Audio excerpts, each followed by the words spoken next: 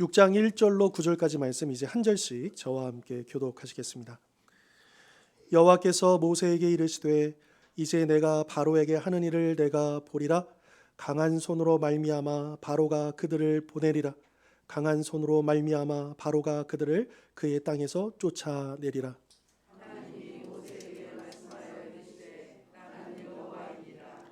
내가 아브라함과 이삭과 야곱에게 전능의 하나님으로 나타났으나 나의 이름을 여호와로는 그들에게 알리지 아니하였고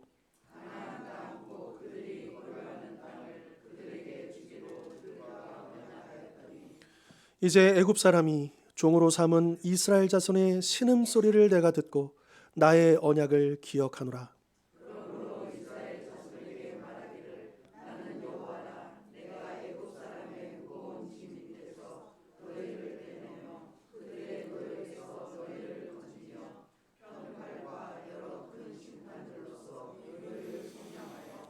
너희를 내 백성으로 삼고 나는 너희의 하나님이 되리니 나는 애굽 사람의 무거운 짐 밑에서 너희를 빼낸 너희의 하나님 여호와인 줄 너희가 알지라.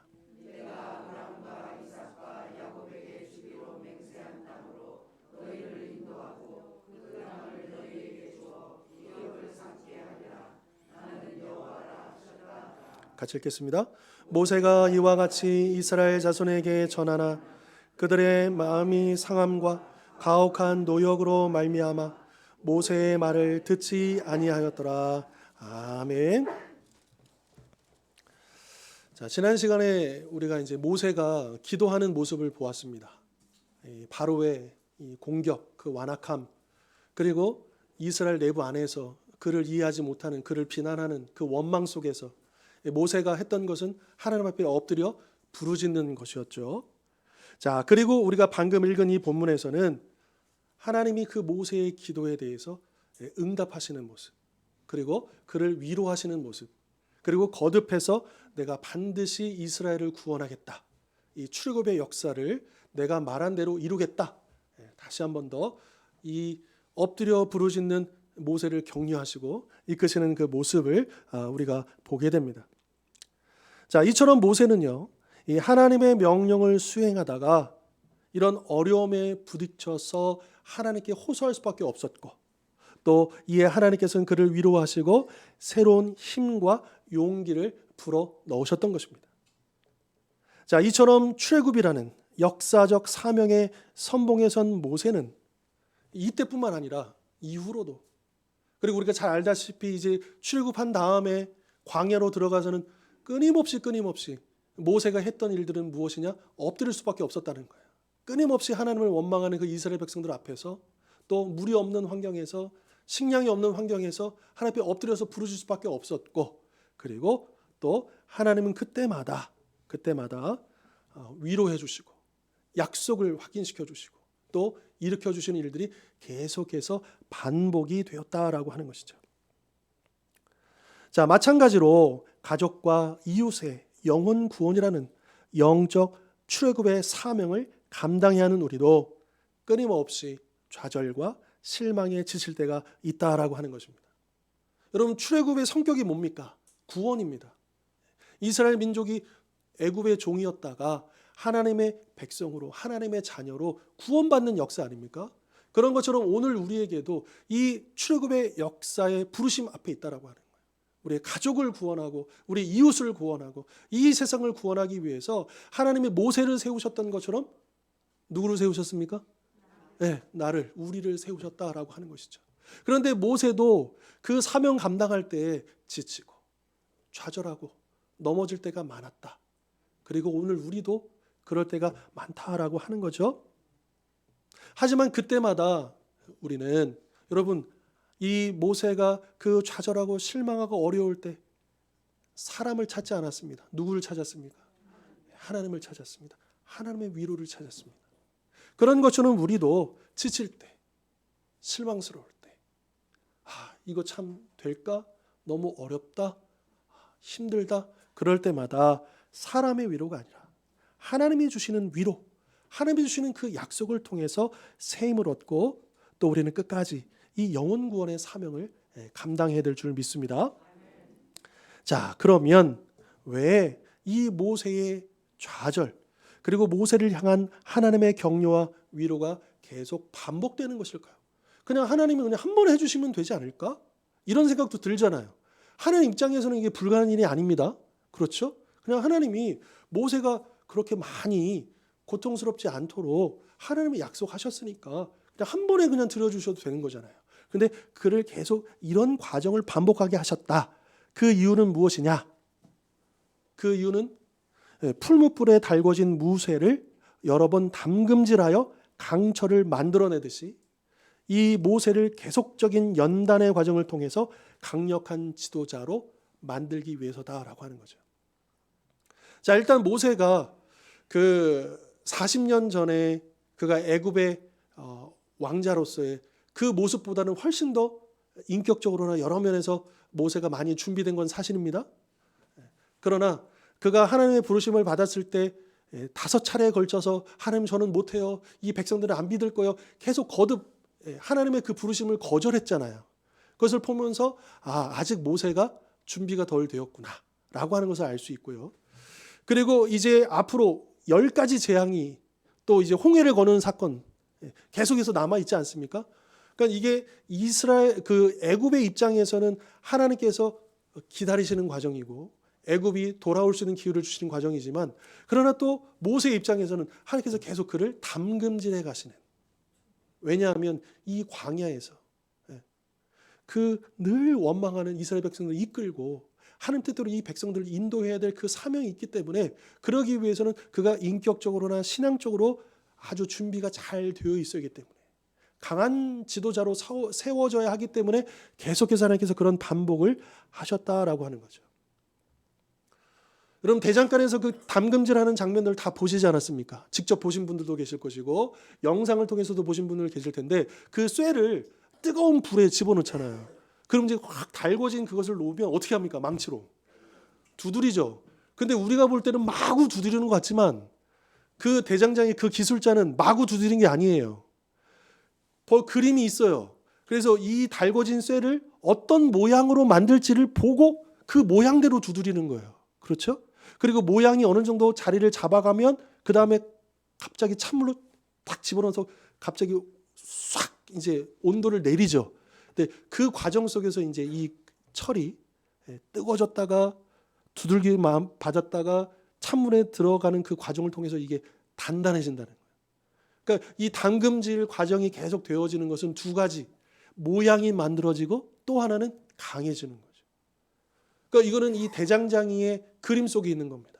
이 쇠가 어떤 모양으로 만들어야 되는지. 그런데 그 모양만 갖추면 안 되죠. 아주 단단해져야 돼요. 그래야 쓸모가 있는 거니까요. 그래서 그런 일들을 한다. 그래서 잠언 13장 3절은 도가니는 은을 풀무는 금을 연단하거니와 여호와는 마음을 연단하시느니라. 여러분 하나님이 우리의 무엇을 연단하신다고요? 네, 우리의 마음을 연단하신다라고 하는 거죠. 우리의 마음을 주님이 원하시는 모양대로 만드시고 강하게 만들어 가시는 것이 바로 연단이다라고 하는 것이죠. 제가 이 연단이라는 단어를 이제 그 원어를 가지고 성경을 쭉 살펴봤거든요. 근데 이 연단이라는 단어가요. 증거라는 이 말로도 번역이 되어 있더라고요. 같은 단어인데 이제 어떤 번역에서는 뭐 인내는 연단을 연단은 소망을 이렇게 할 때 연단이라고 번역되어 있는 이 단어가 다른 어떤 본문에서는 증거라고 하는 그렇게 의역이 되어지더라고요.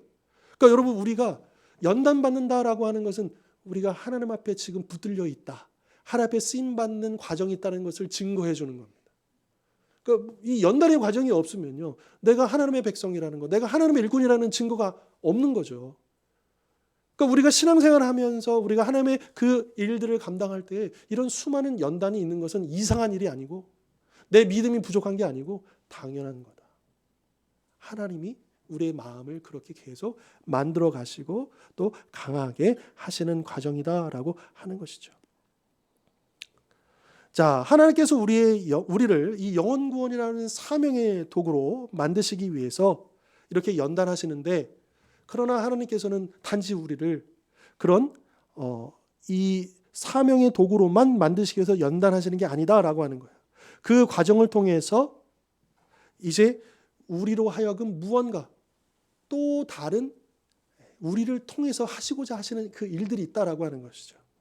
그래서 고린도후서 1장 3절과 4절은 이렇게 말씀하십니다. 현대어 성경이고요. 같이 한번 읽겠습니다. 우리의 하나님은 시작.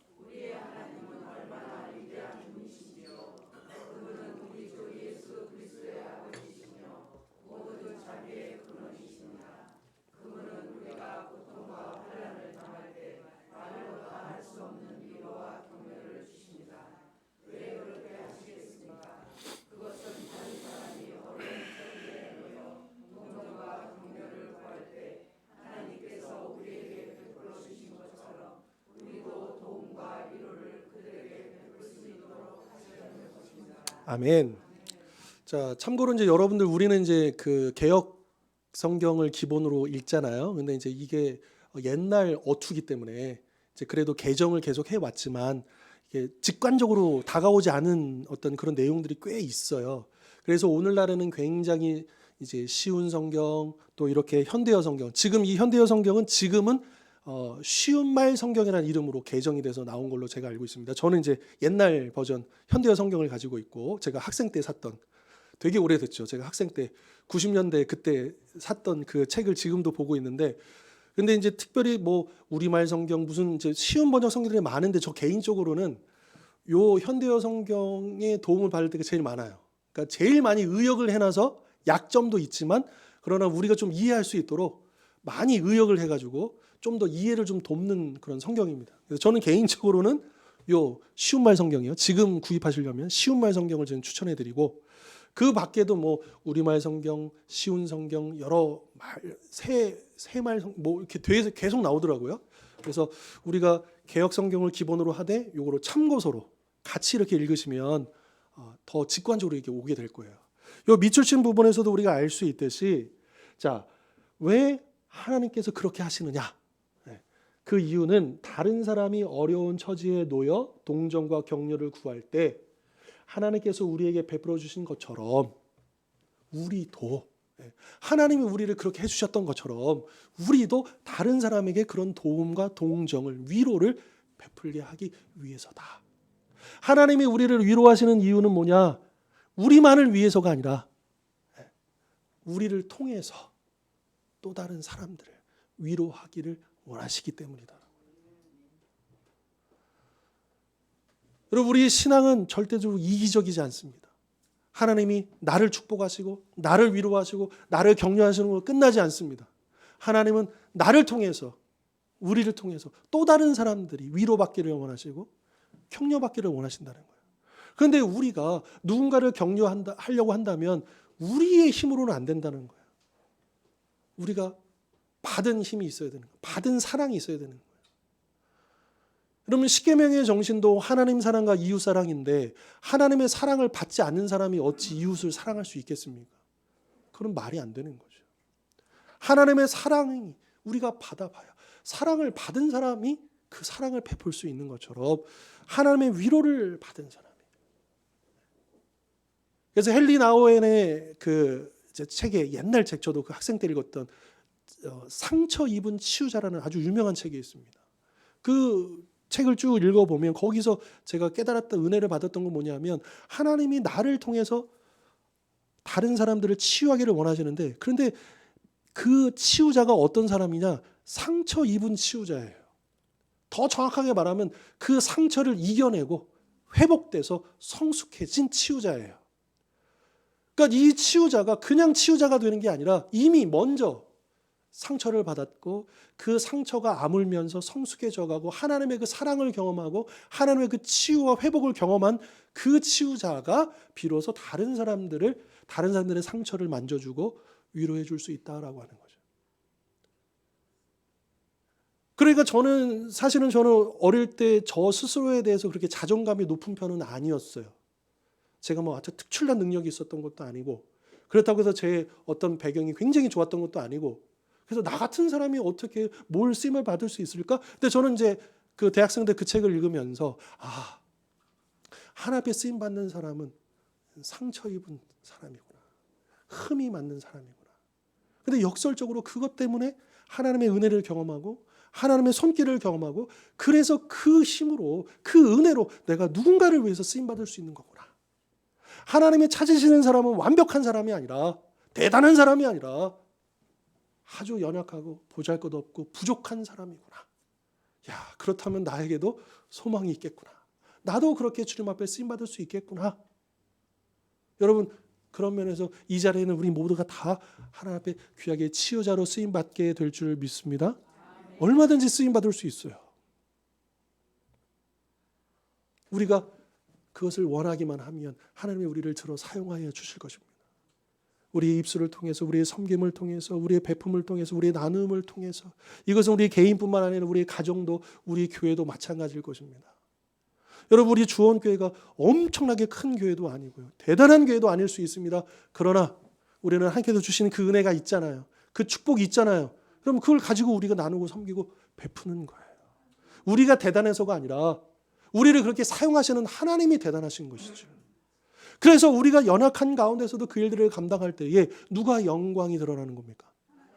우리 교회 이름이 드러나는 게 아니라 하나님이 참 대단하시다. 그렇게 되는 것 아니겠습니까? 그렇게 쓰임받는 교회가, 그렇게 쓰임받는 인생이, 그렇게 쓰임받는 가정이 복된 것 아니겠습니까?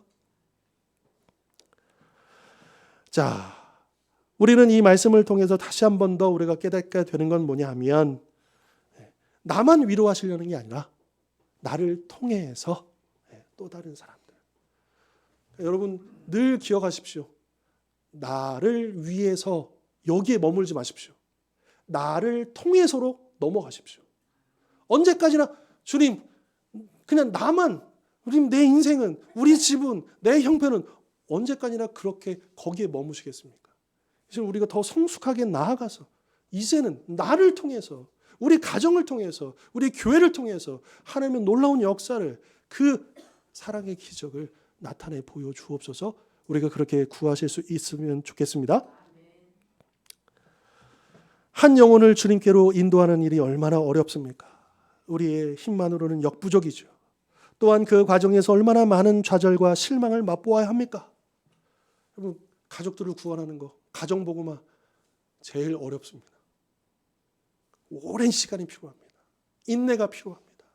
그래서 그 과정에서 지치고 또 실망할 때도 많은 것이죠. 하지만 그럼에도 우리가 그 영혼을 포기할 수 있습니까? 아니요. 절대 포기할 수 없죠. 놓칠 수 없습니다.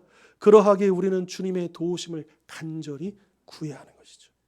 좌절하고 실망할 때마다 주님의 위로와 격려를 통해서 다시 일어서야 하는 것입니다. 또한 우리 주변에 얼마나 많은 사람들이 힘들고 지쳐 있습니까? 이에 우리는 하나님으로부터 받은 그 위로와 격려를 그 어려움에 빠진 그 영혼들, 그 동료들, 그 이웃들, 또 우리 가족들을 위로하고 격려하는 거룩한 도구로 삼아야 될 줄 믿습니다. 이처럼 어려운 상황 가운데 처한 우리 성도들을 위로하시는 하나님의 모습은 이 세상 근심과 염려, 불안으로 살아갈 용기와 소망을 잃어버린 사람들에게 참된 소망과 위로는 사람이 아니라 하나님으로부터 온다는 사실을 보여주고 있는 것이죠. 따라서 우리 성도들은 이 세상이 주는 고난과 역경 앞에서 좌절하고 실망하기보다 하나님을 바라보며 그분의 도우심과 인도하심을 구하는 것이 마땅할 것입니다. 그렇다면 하나님께서 우리를 위로하신다고 하셨는데 그럼 어떻게 위로하실까? 우리가 오늘 본문을 통해서 딱 두 가지만 살펴보도록 하겠습니다. 첫 번째, 1절 한번 보실까요? 1절 보시면 같은 표현이 두 번 반복되어 있는 표현이 있습니다. 뭘까요? 1절에 강한 손으로 말미암아, 강한 손으로 말미암아. 하나님이 두 번 반복하십니다. 두 번, 세 번 반복한다는 것은 여러분 성경을 읽으실 때요, 같은 표현들이 반복된다는 것은 이건 100%예요. 중요하다는 거예요. 그러니까 우리가 성경을 읽는 요령 중에 하나가 그거예요. 일단은 성경을 읽으실 때 주어와 동사를 꼭 찾으십시오. 그래서 지금 이 말하는 사람이 누구냐, 행동하는 사람이 누구냐, 지금 이거를 이끄는 주체가 뭐냐, 그러니까 주어 서술어를 딱 찾아야 되고요. 그리고 또 읽으시면서 묵상하실 때 반복되는 표현이 뭐냐, 이것도 눈여겨보시면서 성경을 읽으시고 묵상하시면 또 그 안에서 또 깨달음이 더 주어질 겁니다. 자, 강한 손으로 말미암아 바로가 그들을 보내리라, 그의 땅에서 쫓아내리라, 이렇게 말씀하고 있죠. 자, 강한 손, 하나님이 손은 없으시잖아요. 그러니까 이건 비유인 거예요. 그러니까 좀 신학적인 용어로는 신인, 신하나님, 인간, 신인 동형설이라고 해서, 그러니까 하나님을 설명을 해야 되는데 하나님은 설명할 길이 없잖아요. 그러니까 어떻게 하느냐? 우리 인간의 입장에서 설명을 하는 거예요. 그게 최선인 거죠. 그래서 저는 이제 이것을 우리 눈높이 신학이라고 저는 그렇게 이해를 했어요. 그래서 우리가 하나님을 설명할 때 비유를 가지고 인간의 측면에서밖에 설명할 수 없겠구나. 그러니까 강한 손 하면 우리가 알고 있는 그 이미지가 있잖아요. 이게 100% 하나님께 적용되는 건 아니지만 그래도 우리가 하나님을 어느 정도 이해할 수 있는. 그래서 이 출애굽의 역사에 보면 강한 손과 편팔이라는 그런 표현들이 자주 나와요. 그러니까 하나님의 그 권능을 나타내는 이런 표현인데, 이 강한 손이라고 하는 이 표현은 인간은 물론이거나 이 세상의 어떤 존재도 감히 대항할 수 없는 하나님의 절대적인 능력을 강조할 때 무슨 표현을 쓰느냐? 강한 손. 그러니까 여기서 하나님의 손은 강하구나, 이 정도의 의미가 아니라는 거예요. 강한 손 이렇게 하면 하나님은 이 온 세상에 그 누구도 하나님을 대항할 수도 없고 하나님이 하신 일들을 막을 수도 없다라고 하는 표현이 이 강한 손이라는 이 단어에 담겨져 있다라고 하는 거죠. 그런 하나님의 강한 손이 역사하시면 제 아무리 이 당시에 대제국 애굽의 통치자 바로조차도 약한 손이 되며 굴복할 수밖에 없다라고 하는 거죠. 그래서 하나님이 강한 손으로 역사하신다는 것은 이스라엘 백성과 모세에게 한없는 용기와 위로가 되는 것이죠. 또 세상이 주는 어떤 고난과 역경에도 결코 포기하지 않아야 할 충분한 이유가 되는 것입니다. 자, 나중에 벌어질 일인데요. 가나안 정탐을 나가는 그 사건이 있지 않습니까? 그 장면에 보면 이제 모세가 이제 광야를 지나서 이제 1년여 지나서 이제 가데스 바네아에서 그 가나안 땅에 들어가는 그 입구에서 12명의 정탐꾼을 보내는 그 장면이 있는데, 이제 40일 동안 정탐하고 돌아와서 첫 번째로 이제 10명이 이 가나안 땅의 사람들을 보고 그들은 거인이다. 우리가 아낙 자손을 보았다. 막 그렇게 얘기하지 않습니까? 그리고 그들의 성은 막 철옹성 같고 굉장히 높고 견고하다 이러면서 우리는 그들의 밥이다. 그렇게 표현하잖아요. 우리는 너무나도 이거 할 수 없다라고 그렇게 부정적으로 평가를 내립니다. 자, 그런데 이 10명과 달리 두 사람 누구요? 네, 갈렙과 여호수아 갈렙이 민수기 14장 9절에 보면 이렇게 말합니다. 그 땅 백성을 두려워하지 말라. 그들은 우리의 먹이다. 우리의 밥이다. 반대로 이야기하는 거예요. 아주 자신 있게 이야기합니다. 그럼 이 두 사람의 자신감이 어디서 나왔겠느냐라고 하는 거예요. 똑같은 인간의 눈으로 봤고요. 똑같은 걸 봤어요. 그런데 전혀 다른 평가를 내리고 있잖아요. 그런데 이 10사람은 완전히 자신감 제로예요. 우리는 이제 끝났어요. 근데 이 두 사람은 우리는 얼마든지 할 수 있어. 누가 함께 하시면? 네, 하나님이 함께 하시기만 하면, 그분의 강한 손이 우리와 함께 하시기만 하면 아무것도 아니야. 밥이야 이거. 그렇게 이야기를 했다라고 하는 것이죠. 그러니까 여호수아는 그 가나안 땅을 볼 때 가나안만 본 게 아니에요. 여호와의 강한 손도 본 거예요. 이 10명의 정탐꾼은 그냥 육신의 눈으로만 본 거예요. 야, 이렇게 먹을 것이 풍성하고 물이 넘쳐 흐르고, 그런데 그것이 오히려 자신감을 잃어버리게 만드는 거죠. 육신의 눈으로만 그 가나안 땅을 보니까. 그런데 이 여호수아와 갈렙은 육신의 눈으로만 보는 것이 아니라 믿음의 눈으로 보면서 이 땅은 하나님이 함께만 하신다면 아무것도 아닙니다. 그렇게 고백할 수 있었다라고 하는 것이죠. 그리고 이러한 믿음이 출애굽 1세대들 가운데 다 죽고 이 두 사람만, 모세도 못 들어간 이 가나안 땅에 들어간 것 아니겠습니까? 그러니까 여러분 정말 하나님 나라는 믿음으로 들어가는 게 맞는 거예요.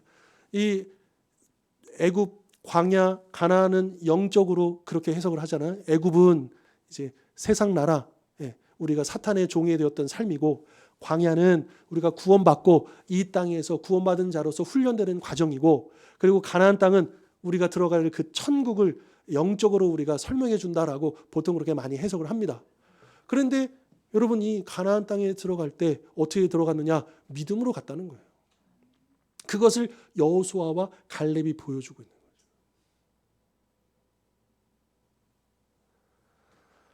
자, 1절에서 오늘 본문 1절에서 하나님은 모세에게 육신의 눈으로 바로의 강한 손만 보지 말고 영의 눈으로, 믿음의 눈으로 하나님의 강한 손을 보라고 말씀하신 거예요. 그래서 내 강한 손으로 말미암아, 내 강한 손으로 이거를 강조하신 이유가 뭐냐면, 모세 너 왜 쓰러져 있어? 왜 실망하고 있어? 왜 좌절해?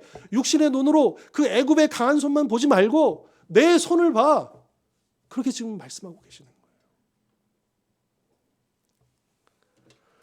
자, 여러분 밑줄 치는 부분만 볼게요. 이 엘리사 이야기입니다. 잘 아는 말씀이에요. 자, 아람 군대가요. 이제 밤 사이에 엘리사가 있는 성읍을 둘러쌌어요. 자, 그리고 그 아침에 이 엘리사의 사원이 눈 깨고 일어나 딱 봤더니 이제 우리는 큰일 난 거예요. 이제 어마어마한 군대가 그들을 둘러싸고 있으니까요. 그래서 엘리사에게 가가지고 내 주여 어떡합니까? 우리 끝났습니다. 이제 큰일 났습니다. 이렇게 얘기하니까 16절에 똑같이 얘기하죠. 두려워하지 마라. 그러니까 지금 이 엘리사의 사환과 엘리사는 똑같은 걸 보지만 엘리사는 하나를 더 보고 있는 거예요. 그래서 엘리사가 기도하지 않습니까? 그의 눈을 어떻게 해달라고요? 열어주십시오. 그의 영의 눈을 열어주십시오. 믿음의 눈을 열어주십시오. 그러니까 그의 눈이 열려서 무엇을 봅니까? 하나님의 군대, 그 불말과 불병거가 그 산에 가득 있다는 것을 보게 되지 않습니까? 여러분 우리가 좌절하는 이유가 무엇일까요? 여러분 이 세상만 보기 때문입니다. 그러나 이 세상을 주관하시고 이 세상을 둘러싸고 있는 하나님과 하나님의 천군 천사를 볼 수 있다면 우리는 결코 주저앉고 좌절하지 않을 것입니다. 아니 오히려 우리는 더욱더 하나님 앞에 나아가서 기도해야 할 것이죠. 이 두려워하는 세상의 강한 손이 아니라 우리를 보호하시는 하나님의 강한 손을 보게 해달라, 기도해야 한다라고 하는 것입니다. 그러면 하나님의 강한 손이, 그 강한 손이 한편으로는 우리를 꽉 붙으시고 또 한편으로는 우리의 대적들을 물리치시고 또 우리의 막혔던 문들을 열어주시고 그 복잡한 문제들을 하나하나 해결해 주실 줄 믿습니다. 자, 다음 5절을 보시면요. 하나님께서 이렇게 말씀하시죠. 이제 애굽 사람이 종으로 삼은 이스라엘 자손의 무슨 소리요? 신음소리를 내가 듣고 나의 언약을 기억하노라. 여러분 신음소리 언제 냅니까? 신음소리. 네, 이게 끙끙 앓다라는 소리거든요. 네, 아프고 외롭고 힘들고 그럴 때 끙끙 앓잖아요. 신음소리. 내가 그 신음소리를 들었다. 말씀하고 계시죠. 하나님이 우리 앞에서도 확인했지만 하나님이 이 이스라엘을 외면하셨던 게 아니라 지난 400여 년 동안 그들의 그 종된 삶의 노고와 그 어려움들을 듣고 계셨다라고 하는 것이죠. 빠짐없이 하나도 놓치지 않고 그들의 아픔과 슬픔과 어려움과 고통을 듣고 계셨다. 그리고 이 신음소리는 무슨 소리겠습니까? 기도하는 소리지 않겠습니까? 우리가 육신으로 신음소리를 낸다면 영적으로 신음소리를 내는 게 뭐겠어요? 기도하는 거예요. 여러분 기도는 그런 측면도 있는 거예요. 우리가 기도할 때 아주 멋들어지게 아주 그렇게 해서 그런 기도도 있을 수 있겠지만 때로는 어떤 기도도 있는 거예요? 그냥 하나님 앞에 나가가지고 그냥 펑펑 울면서 그냥 하나님만 외치면서 그렇게 부르짖는 기도도 있는 거잖아요.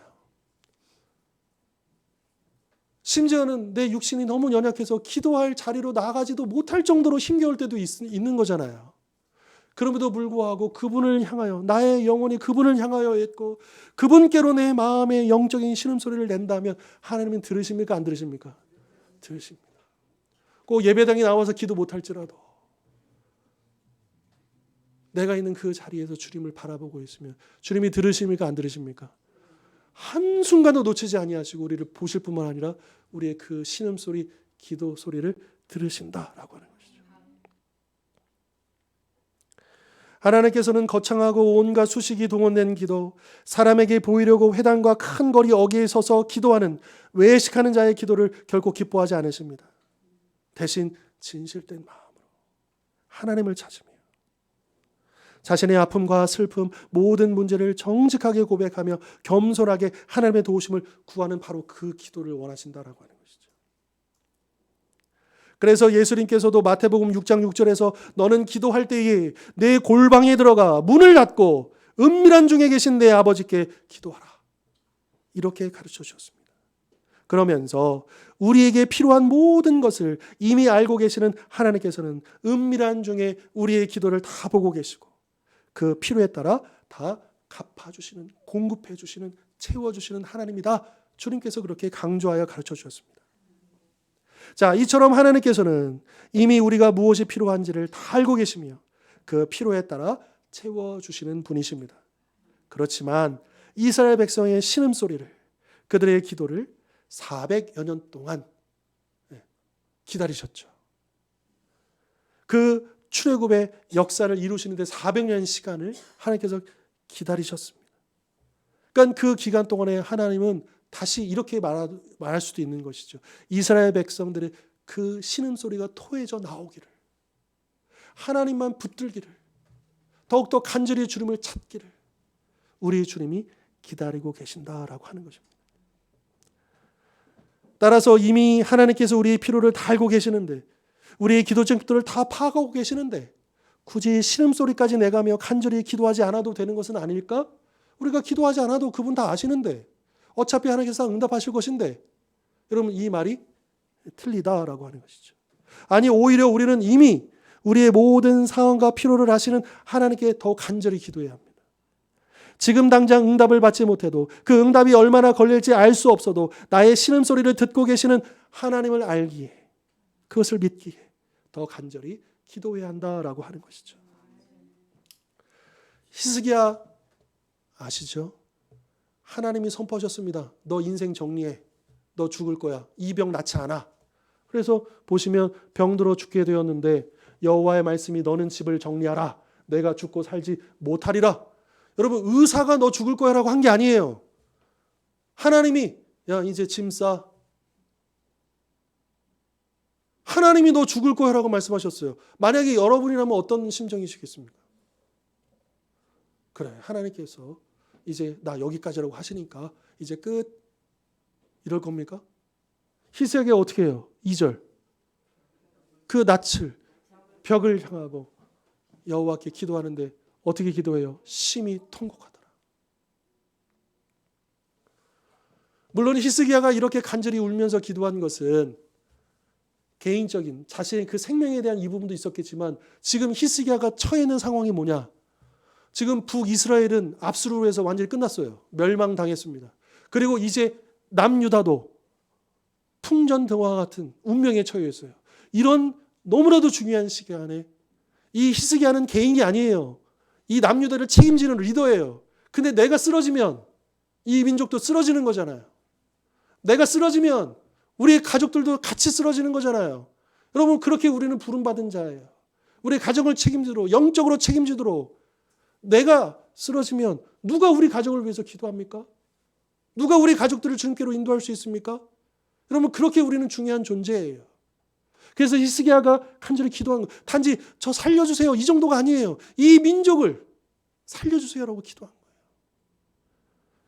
저 그냥 목숨 좀만 더 연명해 주세요 이렇게 기도한 게 아니에요.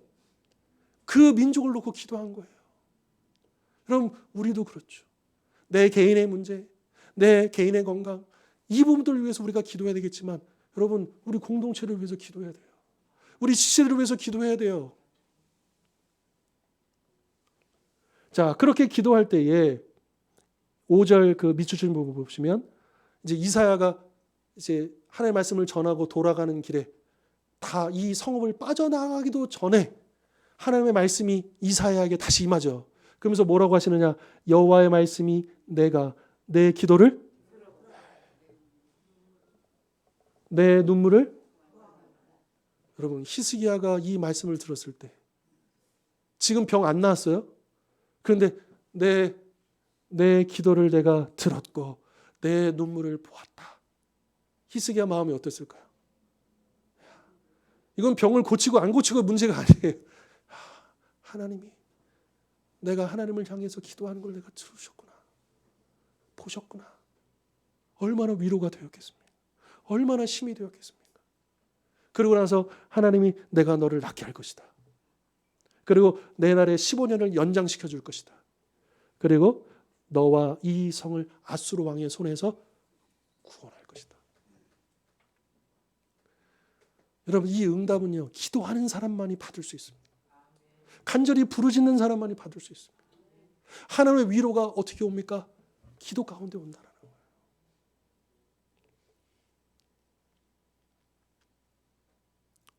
따라서 우리 성도들은 어떤 일로 힘들고 지쳐 있을지라도 두렵고 포기하고 싶을지라도 오직 하나님을 향하여 간절히 기도해야 할 것입니다.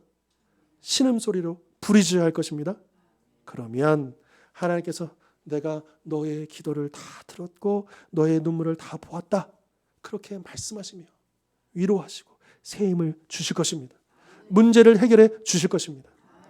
오늘 본문에서 우리는 낙심과 억울함 가운데 모세가 굴복하지 않고 기도할 때, 포기하지 않고 기도할 때 하나님께서 그를 어떻게 위로하시며 응답하신지를 보았습니다. 오늘 주신 이 말씀들처럼 어떠한 어려움과 두려움 속에서도 우리 하나님께 엎드려 기도하여 나의 모든 상황과 필요를 하시되 나의 간절한 기도 그 신음소리까지 다 듣고 계시며 당신의 강한 손으로 모든 환경과 문제를 주장하시고 해결하시는 우리 하나님의 위로와 응답을 더욱 풍성히 경험하는 우리 모든 성도님들 되실 수 있기를 주님의 이름으로 축원합니다. 기도하겠습니다.